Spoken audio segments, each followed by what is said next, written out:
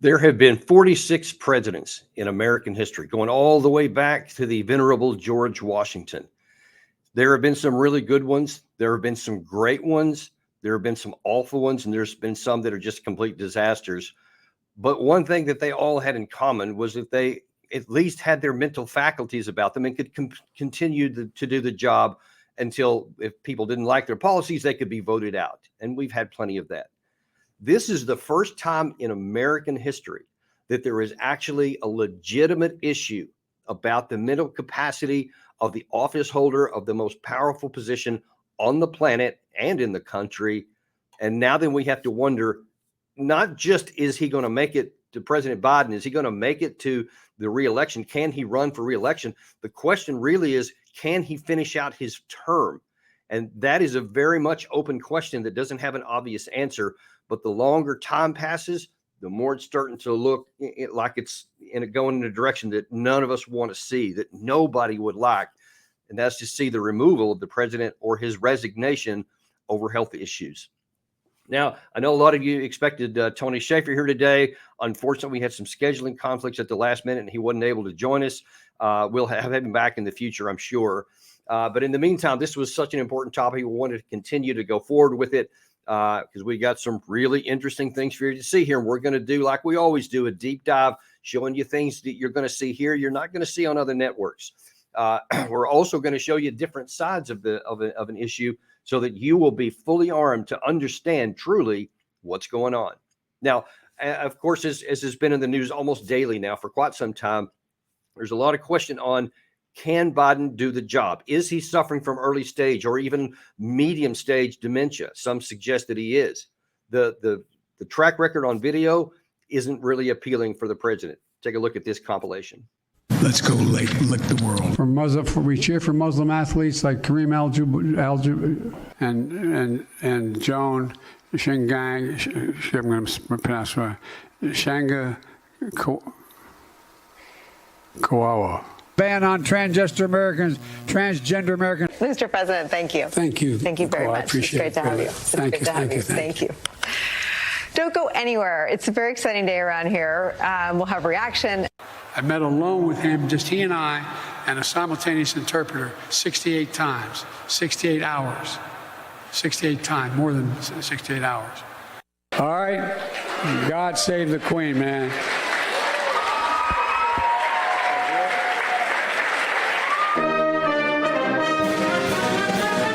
Thank you very much, Mr. President. We really appreciate it, and we love you. Thank you. I might add, if I didn't, I'd be sleeping alone. Look, it's not just a matter of fumbling over words. Everybody does that. I do that. You've seen me here on this channel several times. I'll get stuck with a word and my pronunciation isn't quite right. Everybody's like that. No one holds that against anybody. Trump's that way. Biden has been that way. Every politician that makes some stumbling here and there, that's not a problem. That can be an endearing quality sometimes, or it can be, an eye roll or an embarrassment if it's at the wrong time. But the things that are going on here are not simply muffling words. They're actually saying the wrong things. They're actually finding confusion, not sure what we're talking about, changing the subject. As I showed you a few days ago, sometimes stopping in mid-sentence and then just like not even knowing where he is and then starting back again. Those are all signs of dementia and advancing stages of dementia. I talked to an expert just a few days ago who has a career and a PhD in these kinds of issues and focuses on dementia. Actually buried both of her parents who suffered from dementia, saw it firsthand. And she's saying that when she sees his actions, she sees very clear evidence that there is something really going on, not just a little bit, but a lot. And she says it's a degenerative issue and it's probably going to continue on. Now, President Biden's supporters of late, especially in recent days, have been very outspoken about defending the president. Now, part of that you can understand. I mean, they supported the president. They put him in power. He's in the White House right now. It's supposed to go until January 2025 at the very least. And nobody wants their party's guys to get out. So you can understand why they would want to, but it's important to see what they're saying and what the ramifications are. Here is one example of Whoopi Goldberg, just a couple of those saying something that I've heard a lot of Biden supporters say. I don't care that he didn't remember to tell you when his beloved son died. I don't care because that's none of your business. When this man missteps for the nation, then we have a problem. And as long as people say, well, he's too old, well, Nikki, what have you done?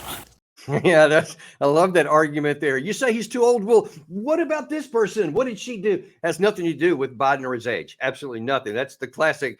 You can't argue on the merits, so you go somewhere else. But let's back up on what she said there. She goes, now, if it has something to do that actually matters, then we may have an issue. Has that been the case?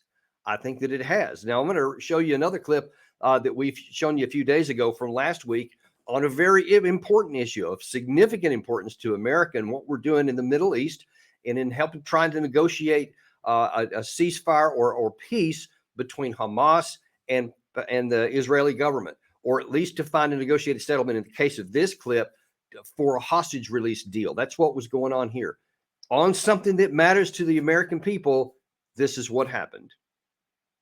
There is some movement, and I don't want to, well, maybe choose my words. There's some movement. There's been a response from there's been a response from the opposition, but yes, I'm sorry, from Hamas, but it seems to be a little over the top. We're not sure where it is. There's a continuing negotiation right now. You can even see within the span of that clip that there's this long section in the middle where he loses his train of thought. He's not even sure what he's talking about. He can't find any of the words. They just aren't there. And he's struggling to try to, say, oh, if he can just come up with what it was so we can continue on. I mean, I'm not ridiculing the man at all. Let me make very clear on that. I always respect the president of the United States. I did Trump when he was in office. I did Obama when he was in office. And I do President Biden right now when he's in office, because he is the duly elected leader of our country. And I want our country to succeed. So I want the president to do well and do his job well. But right now, he is not in that case. And now then, if he's doing that in front of the camera, and look, you've seen in recent days where he confused Mexico with Egypt, and he was talking, misstating the leaders of France and of Germany with leaders who are dead and have been for decades with current leaders. These are not isolated things, and they are picking up steam. So I think my friend was right. This is a degenerative situation, which is only getting worse. But for the supporters of the president, instead of recognizing the reality and saying we've got to do something for the good of the nation and the good of their party, instead they're pretending nothing's wrong at all, as you see here. President Biden, who I've been around numerous times just in this last year, is sharp, he's focused, he's bright. He is sharp, intensely probing, and detail-oriented and focused. This is a man who is sharp, who is on top of his game, who knows what's going on. He's smart. He's on his game. I was in almost every meeting with the president, and the president was in front of and on top of it all, coordinating and directing leaders who are in charge of America's national security, not to mention our allies around the globe. Okay, you can say many things about Biden. Sharp, focused, on top of everything. Those are not definitions. In fact, let's look again. You just heard all those definitions and the explanations of how he's sharp and on top. Gary, play again that one from February 6th. There is some movement, and I don't want to, well, maybe choose my words. There's some movement. There's been a response from there's been a response from the opposition, but yes, I'm sorry, from Hamas, but it seems to be a little over the top. We're not sure where it is. There's a continuing negotiation right now. Look, the man needs to resign, or he needs to if he can't do it, if he's not willing, then it's actually time to start contemplating the 25th Amendment. That's the provision in the Constitution to where a leader, if he becomes incapacitated or is unable to perform his duties for any reason, can be removed by his cabinet. Now, that is like the nuclear option in some respects, because it's never been done at all. A lot of people have used it for a political football to kick around to accuse people of the various things, but it's never seriously been considered.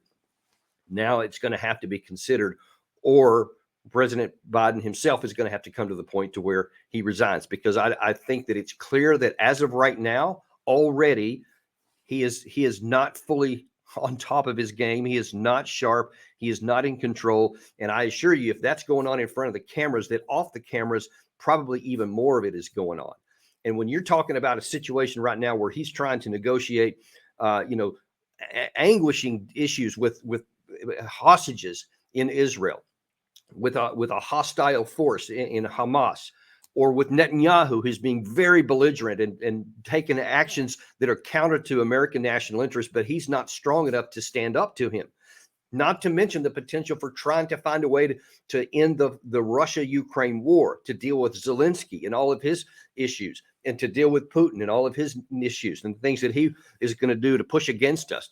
And of course, there's the Xi Jinping. There's potentially Kim Jong-un. There's the Ayatollah in Iran. There's all these other issues. Then even of our allies and people who want to do different things. It's human nature. People are going to want to try to exploit this for their benefit.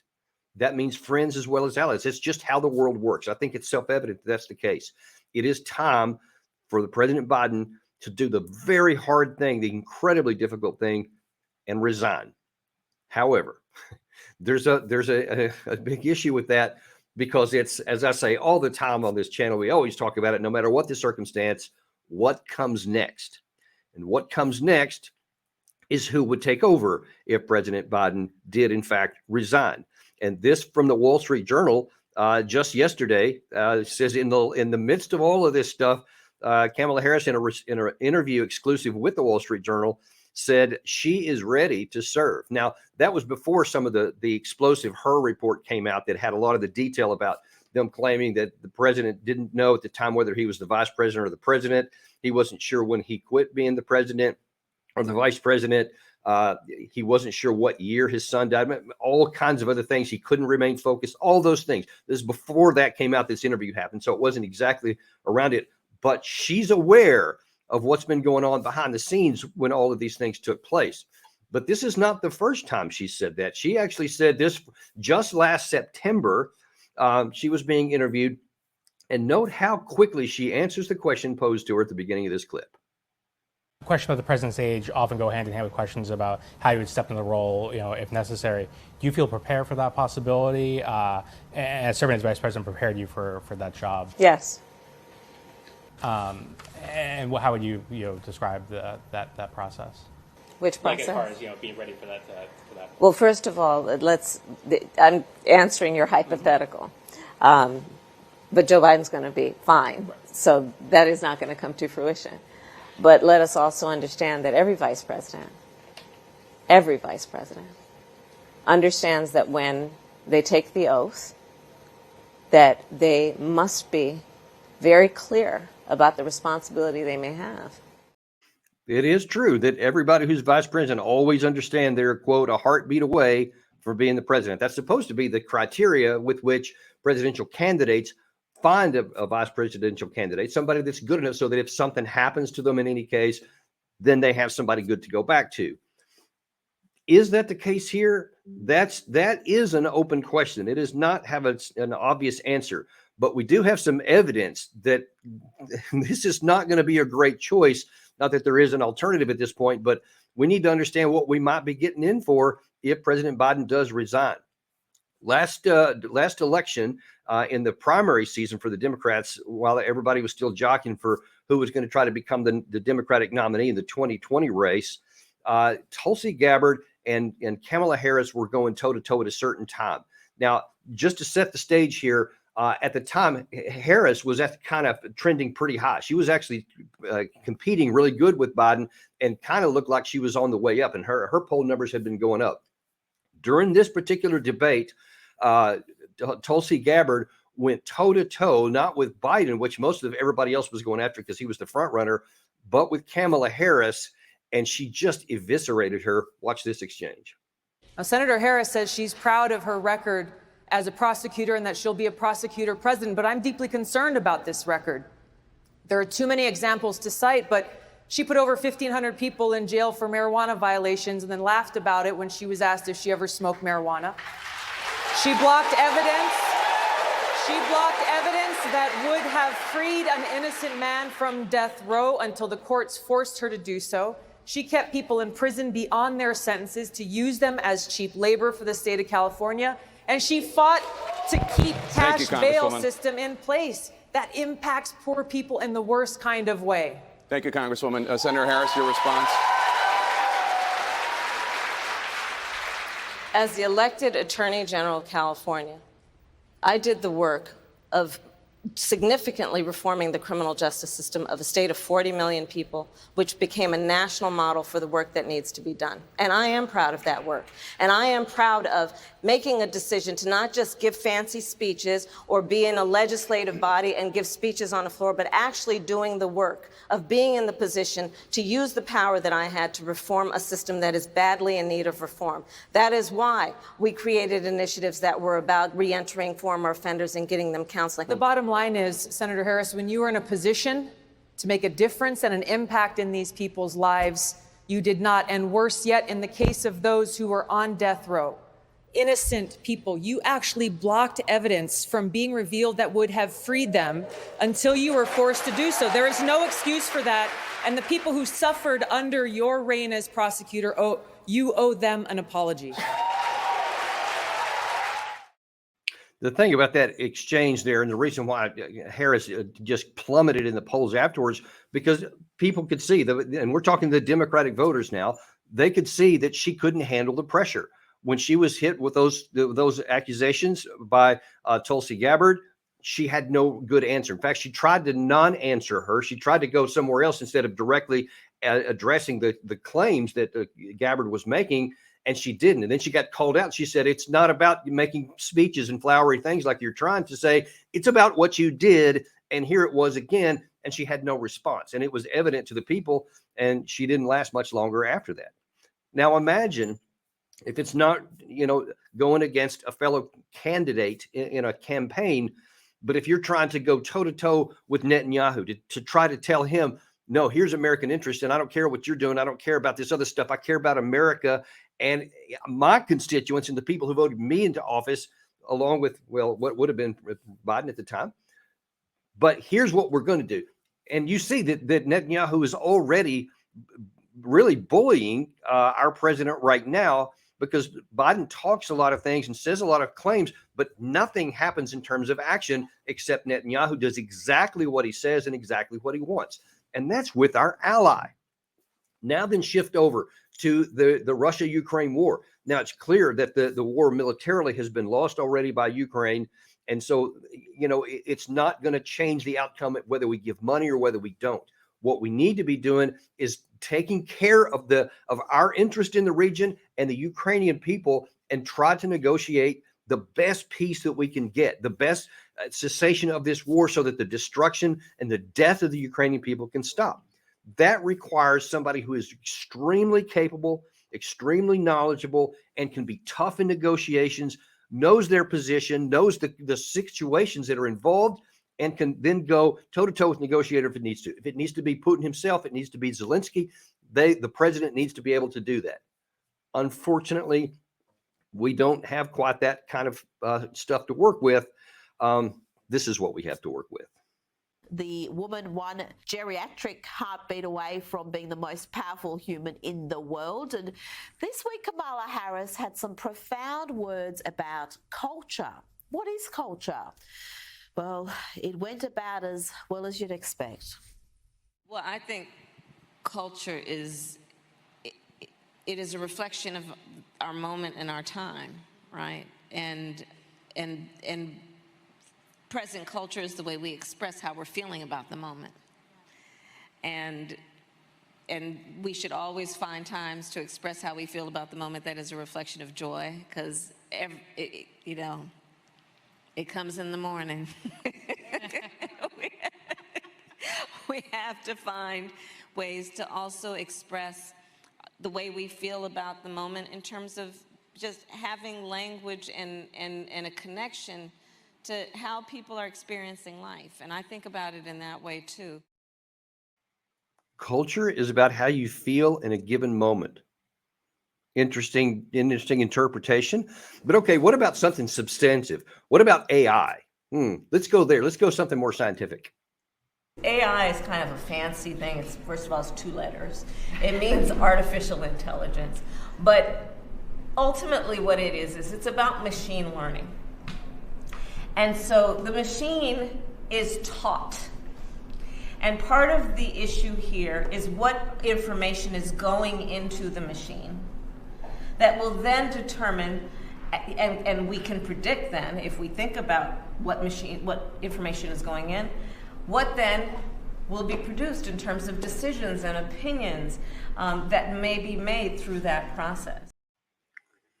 Okay. Is this the person that you think is going to be able to handle America's vital national interest going up against, say, Kim Jong-un? Let's say that we want to try to negotiate. There's issues of war and peace on the Korean Peninsula, and we need a president that can go toe-to-toe with that. I just don't think that that's something that's going to be good for America. But look, here's the so what of this whole episode here. That is likely what we're going to get. What America is going to have between now and February or January of 2025 is either the President Biden, who is clearly in emotional and cognitive decline, or President Harris. It's one or the other. There's no other alternative. There is no other alternative.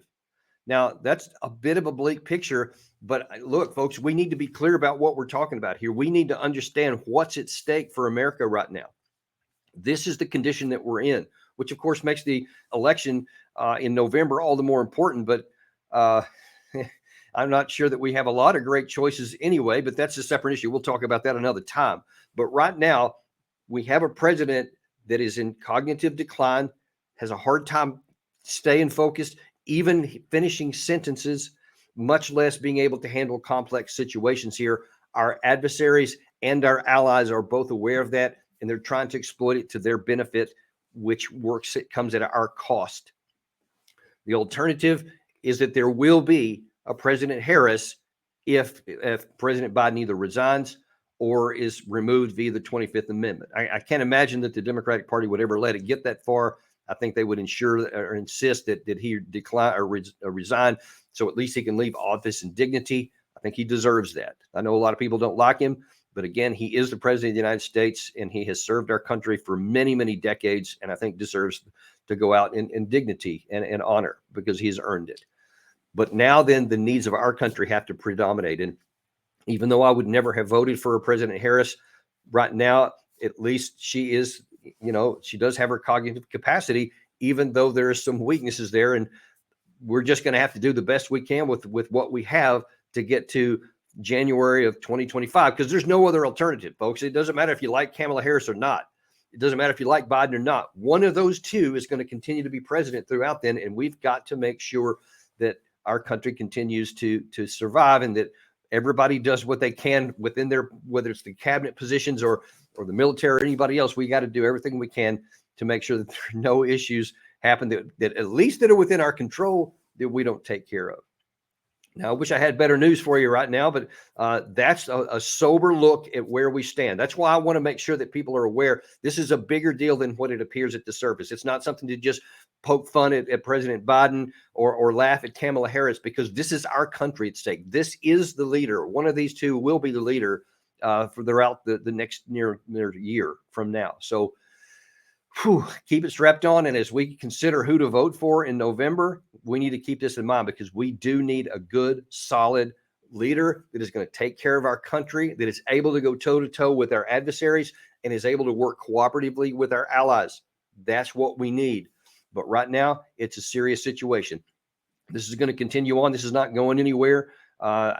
These kinds of conditions are degenerative. They are not. It's not going to reverse. It's not like he's got the flu and he'll get better next week, or they can take some medication. And I mean, they're already doing everything they can. Of course, behind the scenes, they're doing everything they can to take care of the president. And of course, I applaud that.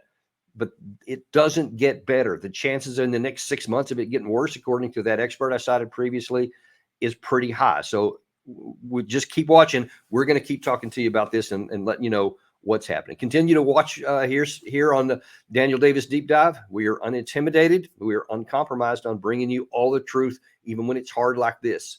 You deserve to know the truth, and we're going to bring it to you. Be sure to like and subscribe and share with your friends, and we'll look forward to seeing you on the next episode of Daniel Davis Deep Dive.